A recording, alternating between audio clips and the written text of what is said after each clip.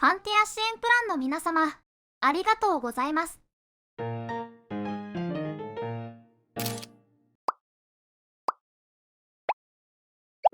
こんにちは、春日部つむぎです。今日のフィギュアはこちら。2025年4月バインディングから発売されたマリアベルバニーバージョンだよ。まず最初に経緯話そうか。ファンティアで写真とかまとめて投稿してるんだけど、アカウントあれば誰でも見れるようにしつつ、投げ銭的な支援プランを用意してるんだよね。で、ファンティアって360日経つとそのお金が消失しちゃうから何か買うかって募ったんだけど、特に明示的なリクエストがなかったので、個人的に気になっていてリクエストに沿うフィギュアを買うに至りました。あとは、ネイティブ合同展示会で見かけていいなって思いつつ買えなかったので、レビュー見つつ買おうかなって思ったんだけど、どこもレビューを上げてなかったっぽいんで買いました。改めて、ファンティア支援プランの皆様、特に特典もない中、本当にありがとうございます。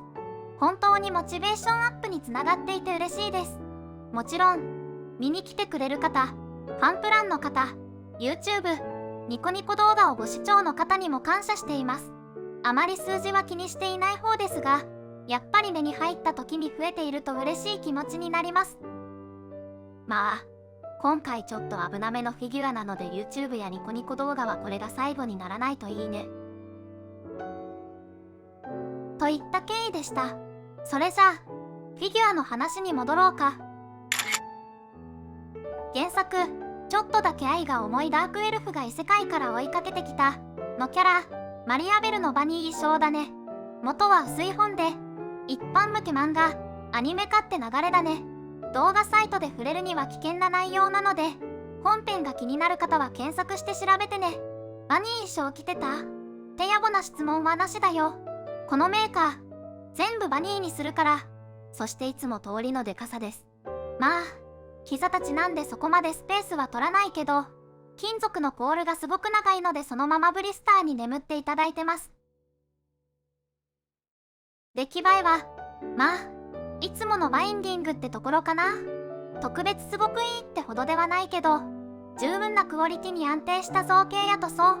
4分の1でどうしても大味な感じにはなっているけど、衣装や各部の造形をしているおかげでかなりよく見えるね。でも、顔にかかる髪がもう少しシャープだといいなって感じはする。なんか、ここだけ付け足したようなペタッと張り付いた感がすごい。瞳の印刷なんかは再現度高くてかなり好きだし、表情もすごくいいからここだけ惜しかったなって印象。ダークエルフらしい褐色もなかなかいい具合で足好み。ただまあ、これは照明の関係で若干明るく見えてるんで、もう少し落ち着いた感じ。褐色は取るのが本当に難しい。明るくしようとすると色が変わるし、そのままを映そうとすると暗くなる。網タイツだね。さすが本物を使ってるだけあって、そりゃもう、本物の表現よ。肌と密着したところ、浮いたところ、これが表現できるのはまさに本物の網タイツを使う特許のおかげ。この前あげたユリ&ステラバニーは塗装だったけど、やっぱり本物の表現がいいなって思っちゃう。ほんと、すごい発明だぜ。フィギュアに網タイツ履かせるなんて、何食って育ったらそんな発想になるのか。しかも2007年から。おっと、これは別メーカーの話だった。失礼。ここからは自由に、右のバーごとにシーンが変わるよ。全身をグイッと。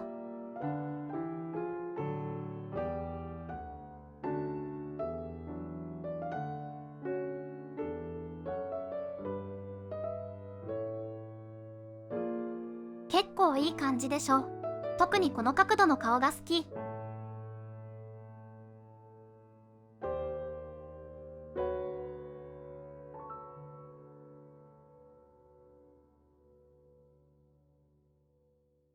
のれんはめくれるけど、ここではお見せできないね。あーしはよく知らないんだけど、皆さん、なんかファンティアの方に行くといいって言ってましたよ。なんかあるんですかね。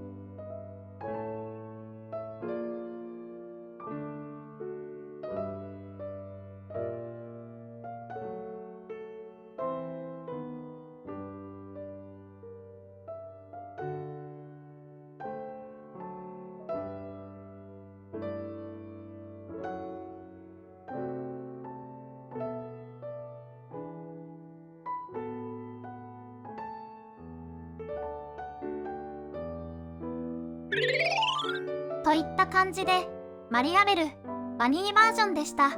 思っていた以上に満足度の高いフィギュアで良かったです。あの1点を除けば。ここでは言えない話なんで、詳しくはファンティアの方で。今、YouTube で見ててワンチャン字幕をミスって登録してないかって期待して字幕オンにした人いたら年齢分復帰してください。そんな危ないミスするわけないでしょ。それじゃあ、今回の動画はここまで。ご視聴ありがとうございました。また次も気が向いたら動画作ろうと思うので、よかったら見に来てください。あ、よかったら高評価やチャンネル登録とかしてくれると嬉しいかな。写真はファンティアにまとめているよ。ファンティアのアカウントがあれば誰でも見れるから、そちらもよければ概要欄のリンクから行ってみてね。じゃあ、機会があればまた別の動画で会おうね。